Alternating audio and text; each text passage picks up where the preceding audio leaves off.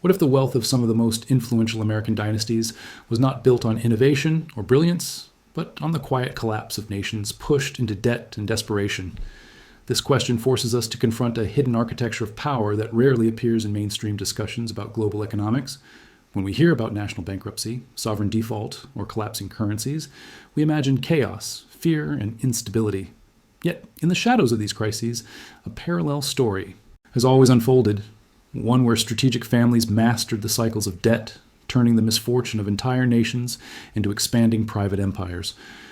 It is in this tension between ruin and opportunity that the fortunes of debt took root, shaping not only the trajectory of the United States, but also the fate of weaker economies across the world. To understand how American dynasties profited from bankrupt nations, we need to look at the early mechanisms that allowed debt to become a tool of extraction rather than simple financial assistance. Debt was never neutral. It became a weapon, a strategic instrument capable of redirecting resources, controlling governments, and securing influence without the need for military action. As global markets evolved, so did the sophistication of these financial tools. What seemed like simple loans often carried layers of political intention, coded interest structures and mechanisms designed to deepen dependency. The narrative of generosity masked a deeper agenda, allowing powerful families to position themselves at the center of international vulnerability. This is the untold foundation of economic geopolitics, where the rise of American wealth was intertwined with the strategic exploitation of collapsing economies. And the more we examine these financial patterns, the clearer it becomes that these cycles were not random. They were understood, studied, and anticipated by those who recognized that a bankrupt nation was not merely a tragedy, but a window of unprecedented opportunity. The story begins here in the quiet moments when a crisis breaks open pathways that only a few know how to navigate. And what you're about to uncover can reshape your understanding of how global power truly operates.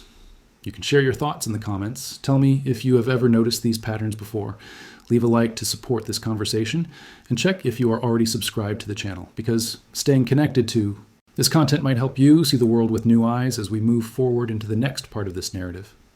As we move further into this hidden landscape, the early rise of American dynasties reveals that their influence did not originate from conventional business expansion, but from an intricate understanding of international vulnerability. These families learned to read the signs of impending collapse long before governments or public institutions reacted.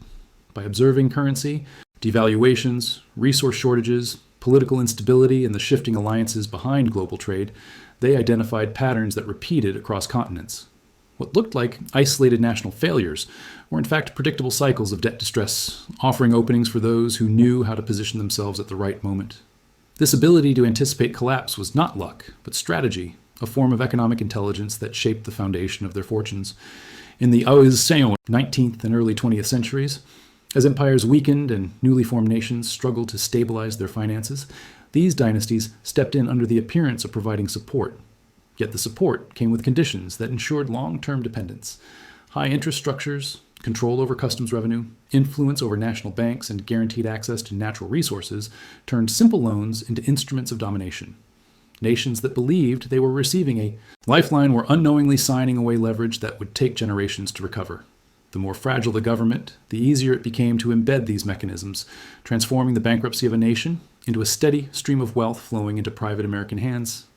Over time, the process became refined. Debt was not just a financial transaction, it became a strategic entry point into the political machinery of entire regions. By understanding how power shifted in moments of crisis, these families positioned themselves as indispensable intermediaries between nations and global markets. Their influence grew quietly, protected by complex financial language and public narratives that framed their actions as necessary stabilizing efforts. Meanwhile, the cycles of collapse continued, repeating the same structure across continents, each time strengthening those who understood how to capitalize on a weakened state. And as these patterns solidified, they set the stage for a new era in which debt would no longer simply reflect economic hardship, but would become a central axis of global power, preparing the ground for what comes next in this unfolding story. As the influence of these American dynasties expanded, their strategies became more sophisticated, revealing a deeper mechanism that turned global instability into a reliable engine of private accumulation. Debt was no longer merely a response to crisis. It became the architecture through which crises were shaped, managed, and leveraged.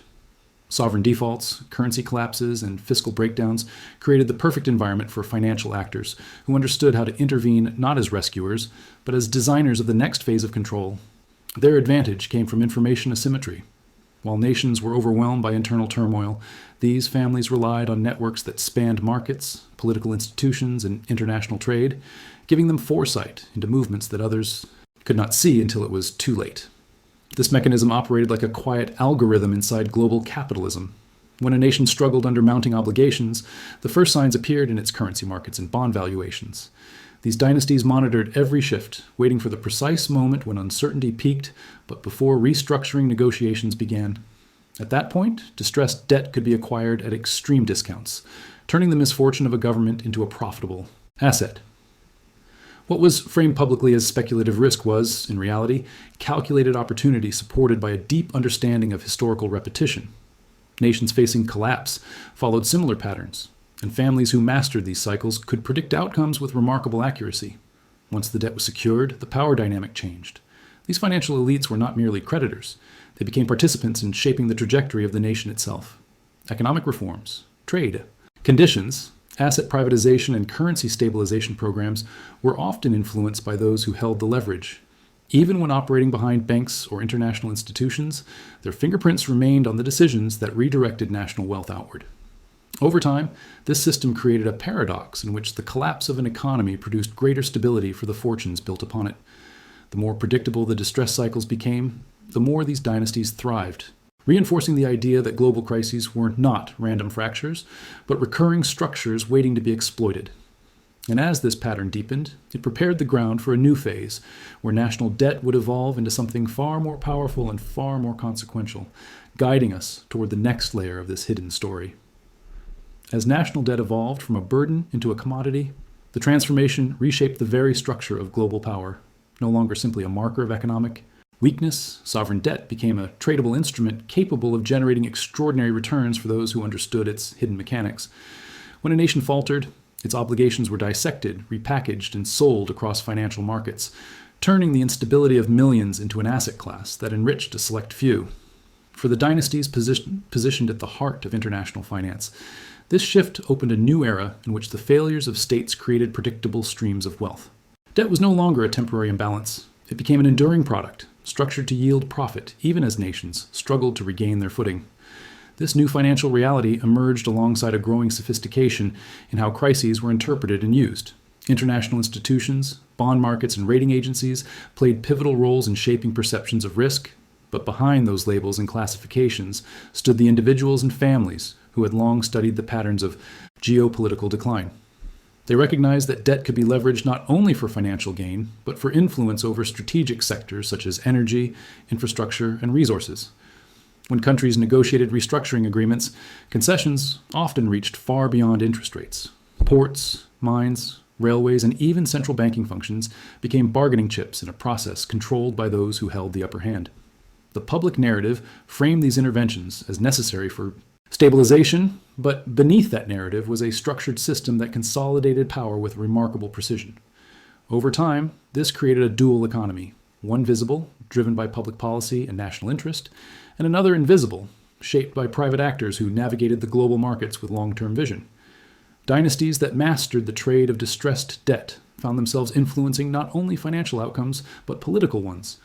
Their decisions affected which governments survived crises, which industries were privatized, and which resources were redirected into foreign hands.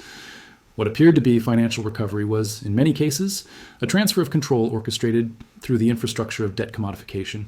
And as these patterns intensified, the gap between national sovereignty and financial dependency widened, setting the stage for even deeper mechanisms of control that would emerge in the next phase of this unfolding narrative. Before we continue, tell me what you think about this transformation of sovereign debt into a tool of influence. Leave a comment, sharing your perspective as we move forward into the next layer of this story. As the financial world adapted to this new reality, national bankruptcy itself became a strategic instrument rather than a catastrophic endpoint. When a nation reached the limits of its fiscal capacity, default did not merely signal failure. It activated a predictable chain of events that those with foresight could navigate with precision. American dynasties, who had already mastered the cycles of sovereign distress, understood that a bankrupt country was often more valuable than a stable one. In collapse, assets became cheaper, political structures became more malleable, and institutions became more dependent on external negotiation. Where the public saw uncertainty, these families saw a map, one that repeated the same contours across continents and across centuries. This transformation of bankruptcy into a tool of power was grounded in the ability to control timing. When a nation could no longer meet its obligations, the immediate question shifted from how to repair the damage to who would define the terms of recovery. Those holding distressed bonds or liquidity reserves stepped into the vacuum, armed with expertise and leverage. They negotiated restructurings that reshaped budgets, redirected export revenues, and secured privileged positions inside the country's financial and political systems. What looked like assistance was, in fact, architecture, a blueprint that embedded foreign influence through legally binding agreements that populations rarely understood but would feel for generations. The process worked because it capitalized on desperation. In moments of crisis, governments had limited options. They accepted terms that permanently altered their economic landscape, transferring authority over taxation, spending, and even central bank operations. Meanwhile, the dynasties orchestrating these outcomes strengthened their foothold in global politics, using financial expertise as a form of soft power capable of reshaping alliances and geopolitical dependencies. Nations that emerged from bankruptcy often appeared stabilized, but beneath that stabilization lay a structure designed to serve those who benefited from the turmoil. And as these mechanisms evolved, they blended into the fabric of modern global governance, preparing the ground for a new generation of financial actors who would refine these strategies even further, guiding us toward the deeper layers of influence that shape the international order. As these practices became embedded in the global financial system, a new class of American dynasties began to rise, shaped not by traditional commerce but by calculated engagement with failing economies. Their influence grew during periods when the world appeared most unstable. While empires collapsed, currencies spiraled, and governments searched for footing, these families strengthened their positions by acquiring undervalued assets, consolidating leverage, and shaping recovery plans that aligned with their long-term interests. Their power did not come from visibility, but from operating at the intersection of economics and geopolitics, where decisions were made quietly, yet carried profound consequences for entire regions.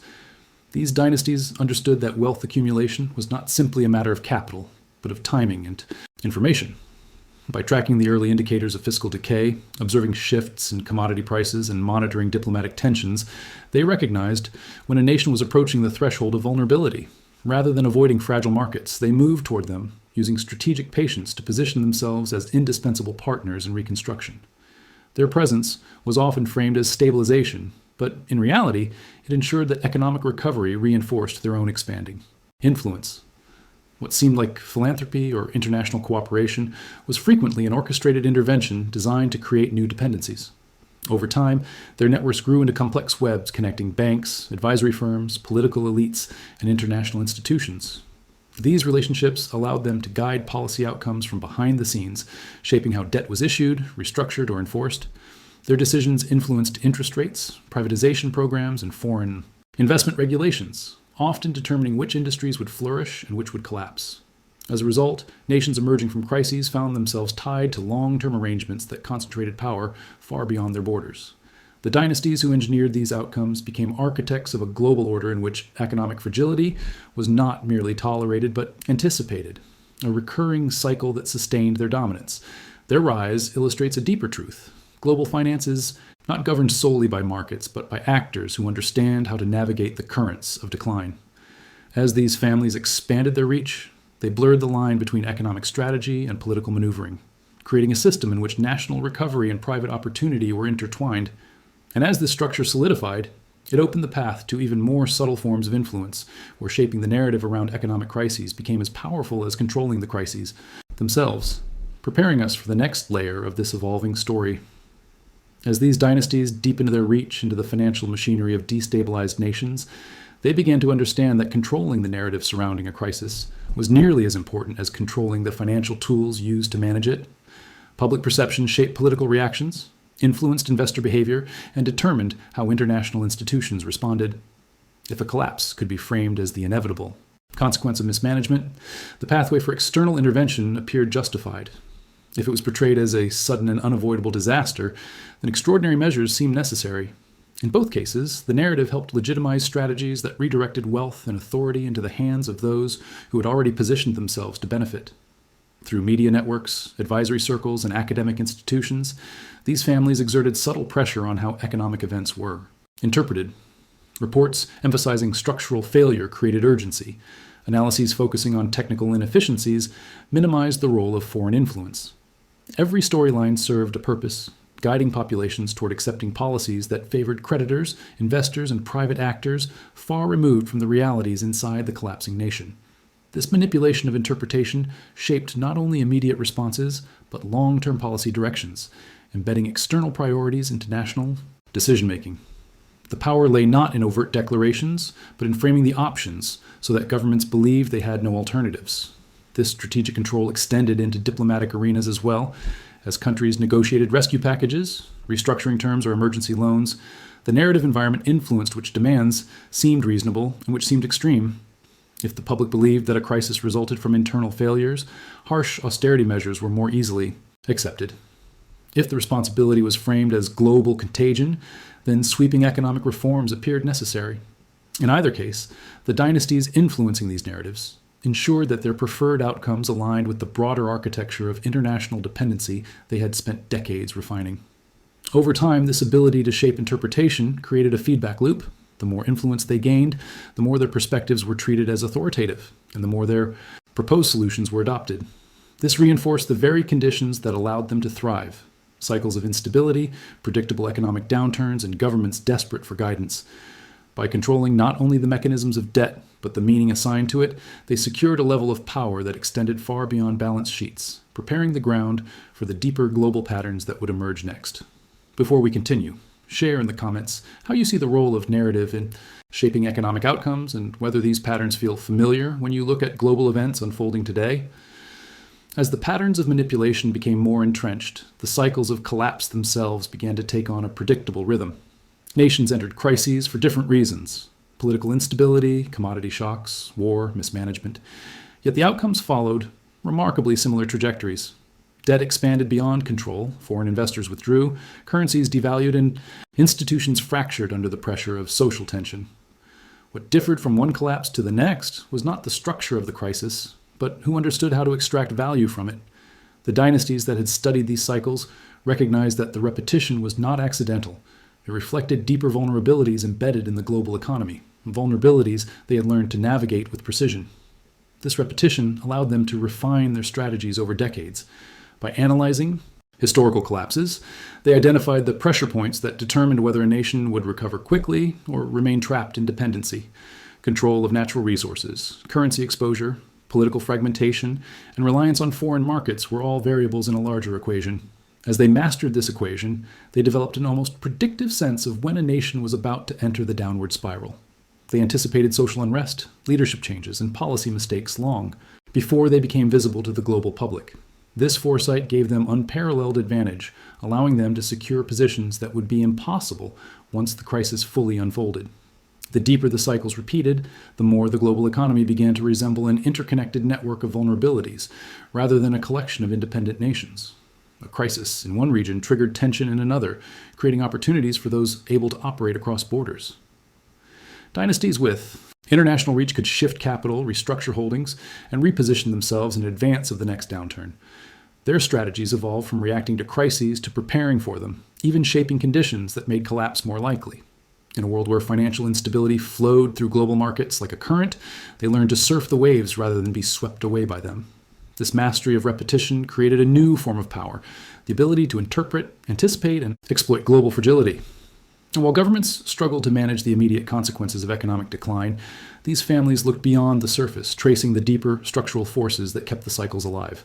Their influence grew not because they controlled nations directly, but because they understood the hidden patterns driving the world economy. And as these patterns became increasingly embedded in global systems, they prepared the foundation for a far more profound shift in how financial power would be exercised, guiding us into the next phase of this unfolding narrative. As these cycles solidified into a recognizable global pattern, their impact began to shape not only individual nations, but the broader architecture of the world economy. What emerged was a system in which financial fragility was not an occasional disruption, but an underlying feature, quietly sustaining the influence of those who had mastered its mechanics. Debt restructuring, currency realignments, emergency credit lines, and austerity programs became recurring interventions, each reinforcing a hierarchy in which dependency flowed upward and authority flowed outward. Beneath the surface of economic reports and diplomatic declarations, an invisible lineage of decision-making traced back to the families and institutions that had long understood how to turn volatility into opportunity. In this environment, governments found themselves increasingly constrained. Even when new leaders rose to power promising reform or stability, they inherited obligations woven into agreements negotiated years earlier, often under intense pressure. These obligations were not easily reversed. They dictated budget priorities, shaped trade relationships, and limited the ability of nations to pursue independent development. Whether through explicit debt contracts or implicit expectations tied to global markets, the influence of external actors lingered long after the crisis faded from public view. Nations that attempted to break free encountered resistance in the form of capital flight, downgraded credit ratings, or diplomatic friction, each a reminder that sovereignty was now entangled with financial compliance.